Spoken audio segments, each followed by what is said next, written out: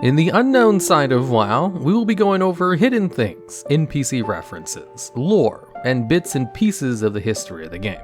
Lots of interesting small things which wouldn't fit in their own video.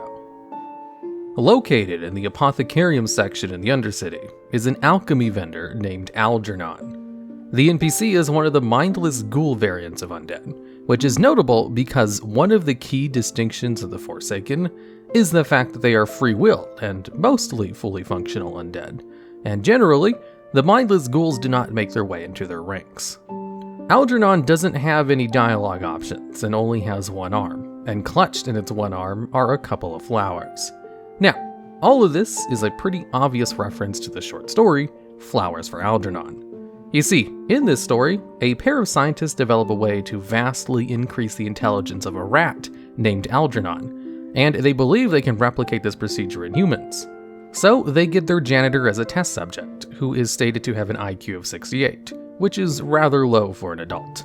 The procedure is a success, and the janitor, whose name is actually Charlie, becomes much smarter, a genius even, as his IQ approaches 200. And with his newfound intelligence, he realizes that everyone around him has always been treating him rather poorly. So he chooses to distance himself in order to work on his own research, and takes the rat Algernon with him. And during his research on the rat, he finds that the procedure is temporary, as the rat eventually loses its newfound intelligence, becomes erratic, and then eventually dies.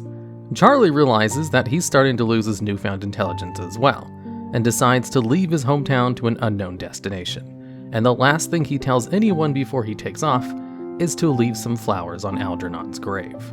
Hence the name of Flowers for Algernon.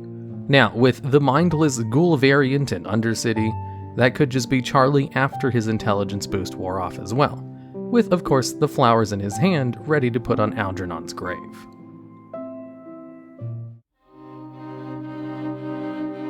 And in today's episode of The Lore Reader Tells, we will be going over the story of a lesser-known NPC named Morgan Ladimore. Morgan Ladimore was a human knight who was called to fight in the Second War when the orcs were invading the north, and left his home of Darkshire where he had a wife and 3 children. He spent many years fighting the Second War, and even participated in the Third War, before finally coming back to his home and finding that it was nowhere near what he last remembered. Most of the force was corrupted with undead and other dark forces, and there was a whole bunch of destroyed homes and farms everywhere.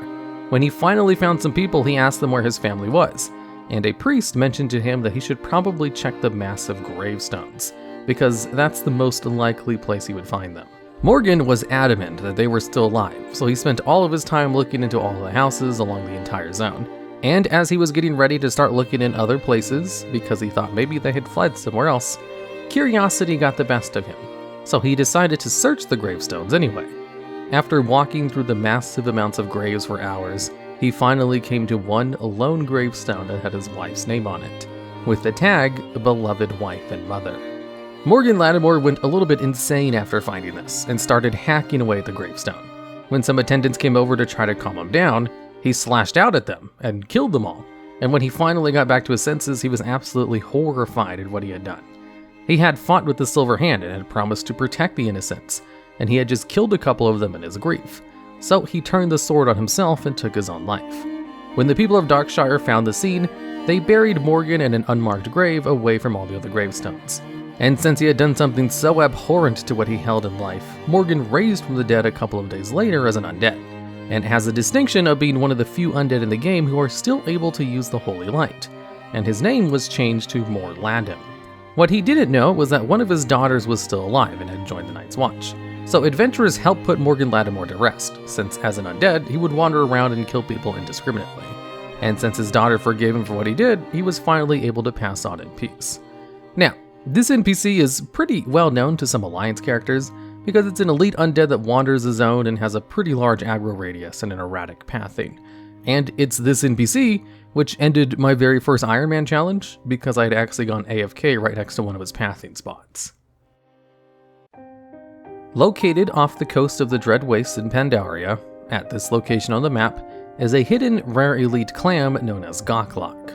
When approaching this NPC, it actually is located in its own little subzone called Gokk'lok Shadows, which grants you an ability to breathe underwater and move faster while walking on the seafloor. Back in Mr. Pandaria, this NPC had quite a lot of health for a rare NPC, and took a while to kill. But if doing it at max level, it shouldn't take very much time at all.